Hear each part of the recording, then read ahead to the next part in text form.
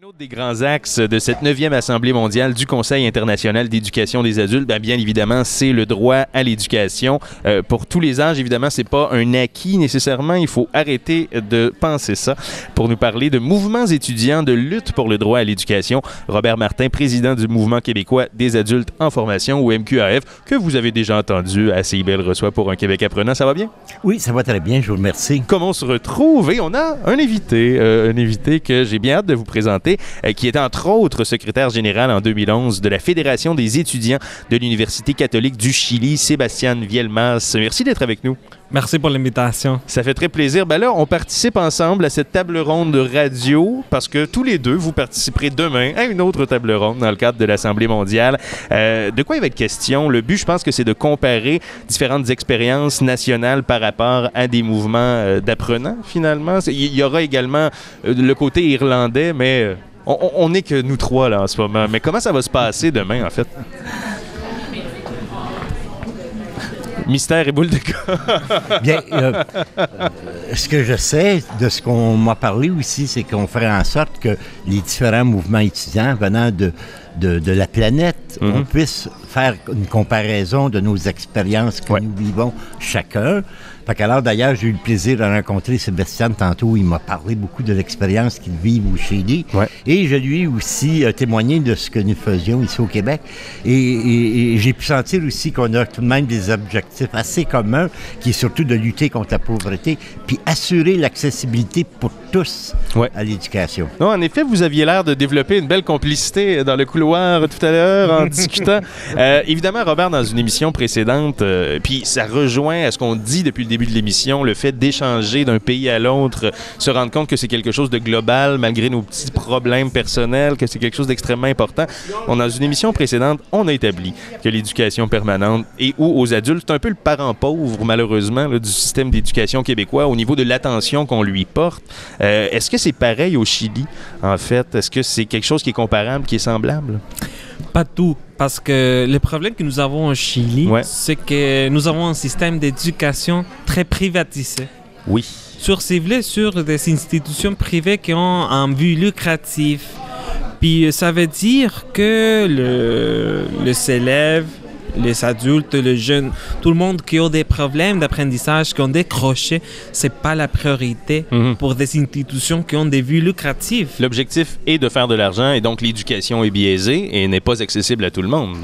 C'est vrai, même s'il y a une bonne couverture d'éducation primaire et secondaire au Chili, c'est une éducation qui n'est pas en direction vers le développement du pays, mais plutôt de faire de l'argent pour quelques entrepreneurs. Ouais. Puis c'est quelque chose que je pense qu'on peut apprendre beaucoup des mouvements des apprenants adultes, par exemple ici au Québec, parce qu'ils ont une expérience très riche en mobiliser ces communautés pour avoir l'accès aux plus démunis. Ben, je crois qu'il y a une culture de revendication dans un pays et dans l'autre qui est quand même bien importante, bien implantée, et c'est tant mieux comme ça. Je vous ai présenté comme étant, en 2011, le secrétaire général de la Fédération des étudiants de l'Université catholique du Chili. C'est pas pour rien qu'on fait référence à 2011. Il y a eu un mouvement étudiant relativement énorme, là, qui a d'une grande importance. Peut-être un petit historique de ce qui s'est passé et ce qui a mené à ce moment-là. Parfait. Allons-y. En ce contexte d'un système d'éducation très privatisé, avec un système politique qui a protégé ces business, a été le mouvement social, le mouvement étudiant qui a mis en place la question de quelle éducation est-ce que nous voulons pour notre pays. Puis, c'était pas seulement 2011, même 2001, 2006, un mouvement d'étudiants secondaires qui ont commencé à mettre dans la scène publique ces débats. Et ça veut dire que quand en 2011, nous avons fait ces mouvements, que c'était les plus grands de les fins de la dictature au Chili, il y avait une expérience, une mémoire, un savoir-faire qui était très fort. C'était vraiment des expériences qui nous ont donné beaucoup d'énergie. Je peux vous dire que c'est un mouvement qui est très actif encore. Okay. À quelques jours seulement, nous avions en marche étudiant pour le droit à l'éducation publique gratuite de qualité. 200 000 personnes à Santiago du Chili. Et puis, c'est un mouvement qui, à partir de 2011 jusqu'à maintenant, il est encore très fort et il est aussi en train de mettre au débat des politiques publiques, seulement de mettre en place la question du problème, mais aussi des solutions. Ben, en fait, il y a peut-être une lenteur d'agir au niveau étatique, au niveau des gouvernements, mais c'est rassurant quelque part de savoir que ces mouvements-là sont toujours bien vivants au Québec comme au Chili, parce qu'au Québec, ils continuent à avoir des manifs pour l'éducation, entre autres. Ça fait du bien de savoir que dans l'esprit collectif, l'importance vouée à l'accessibilité de l'éducation, maintenant, ça fait partie de nos mœurs et ça fait partie de notre culture. Donc, au moins, il y a déjà ça de gagné à ce niveau-là, non? Oui. Ben, on a des batailles à faire, comme en fait, Sébastien en témoignait. Nous, chez nous, lorsque je parle de l'éducation des adultes, mais je veux dire qu'il y a tout de même un mouvement de solidarité aussi qui unit les jeunes et les moins jeunes. Tout à fait. Que je ne parlerai peut-être pas d'une façon qui est importante, mais je dirais que nous aussi, on doit lutter ici au Québec pour les adultes, les jeunes adultes, parce que les budgets qui sont utilisés souvent par les commissions scolaires sont mis sur les jeunes. Et il y a peu d'argent qui sont donnés à l'éducation des adultes. Absolument. Mais on a une mission, nous, qu'on se dit, il y a 40 il y a tout de même 30 des jeunes qui ne terminent pas le secondaire au Québec, dans un pays, tout de même, un pays qui est riche. Alors, cela n'a pas de sens, parce qu'on sait aussi que ces jeunes-là sont à 40 qui trouvent du travail, ce qui veut dire que les autres ne peuvent pas travailler. Alors, on se bat pour faire en sorte qu'il y ait de l'accessibilité, que le gouvernement crée des programmes pour permettre à toute personne qui n'a pas eu une formation du secondaire, une formation de base, puisse aller apprendre, aller étudier et qu'elle dispose des ressources financières pour être capable de le faire. Par rapport à la situation chilienne, est-ce que les revendications se ressemblent? Tout à fait. C'est pas mal la même chose. Nous faisons partie d'un mouvement global pour le droit à l'éducation tout au long de la vie.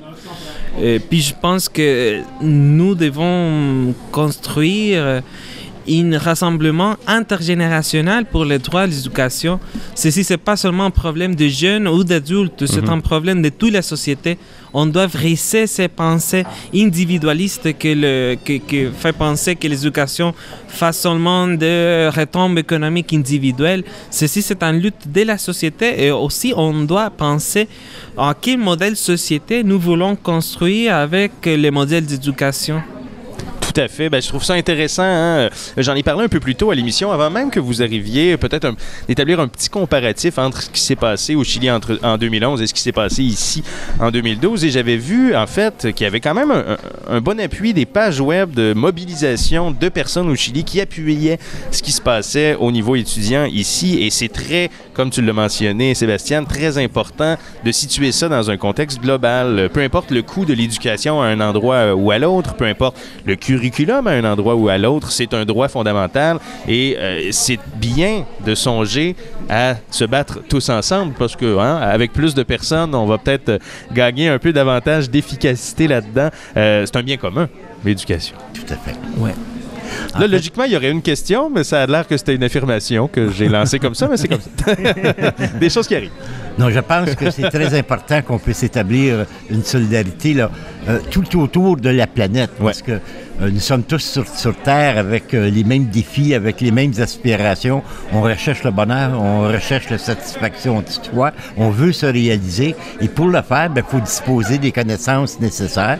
Et dans ce sens-là, on doit tous s'applaudir lorsqu'on se bat pour cette accessibilité. Oui, et il faut dire aussi que plusieurs politiques publiques sont en train d'être mises en place par tout le monde. Des politiques d'inspiration néolibérale sont des politiques qu'on a très mises en place en première au Chili. Nous étions vraiment les premiers pays à mettre en place ces politiques à cause d'une dictature militaire qui a mis l'environnement pour le faire sans aucun contre-pouvoir démocratique.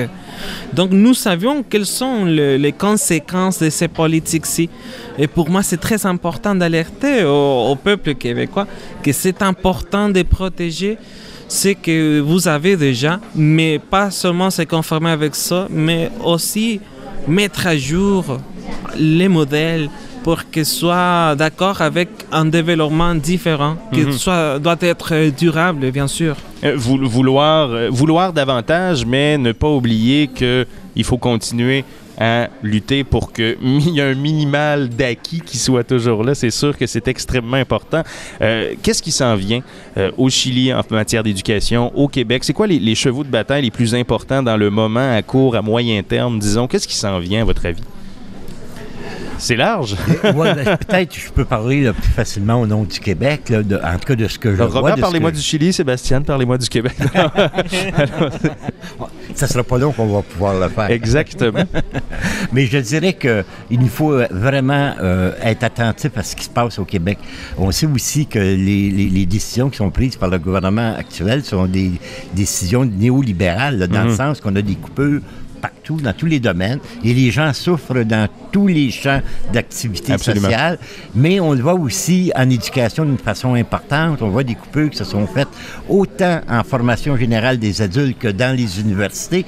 Donc, c'est tout le spectre de l'éducation qui est touché. Alors, c'est ça qui est inacceptable, puis c'est ça qu'il va falloir qu'on surveille, puis on devra se mobiliser pour empêcher ce gouvernement de poursuivre cette expérience noire. Et comme vous en avez glissé un mot, on aura un activiste de plus pour pouvoir être dans notre cas. Sébastien, j'ai entendu dire que dès l'automne, tu seras ici, au Québec, aux études. Ça fait du bien de savoir que quelqu'un avec un discours comme le tien va être ici pour pouvoir l'exprimer. Oh, merci. Oui. Je serai à Québec, c'est une ville où il y a beaucoup de choses à faire pour mobiliser, mais je continue en lien avec le Chili. Et en Chili, ce qui arrive, c'est que déréglementer et privatiser, c'est très facile. Mais récupérer les services publics, c'est vraiment difficile. Oui. Et puis, nous sommes en train de faire de grandes réformes à l'éducation, mais il va falloir beaucoup plus de mobilisation sociale pour que le gouvernement et le Parlement ne changent pas le chemin, l'évanchement de faire l'éducation vraiment un droit pour tout le monde, à tous les âges. J'ai bien l'impression qu'une majorité d'auditeurs de CIBL est très d'accord avec le discours qu'on a en ce moment, n'est-ce pas? Mais ça aurait été un excellent rappel de tout ça. On va terminer ici. Robert Martin, Sébastien Vielmas, merci beaucoup d'avoir été avec nous pour cette dernière de la saison de CIBL reçoit pour un Québec apprenant. Merci beaucoup, puis bonne journée à vos auditeurs. Merci. Et à vous comme équipe. J'espère que vous souhaitez une bonne journée à titre personnel. Merci pour l'invitation et j'espère qu'elle ne soit pas la dernière fois. Sans doute pas, hein? Sachant que vous ne serez pas trop loin. Et vous avez fortifié nos amitiés. Oh, ouais. C'est beau.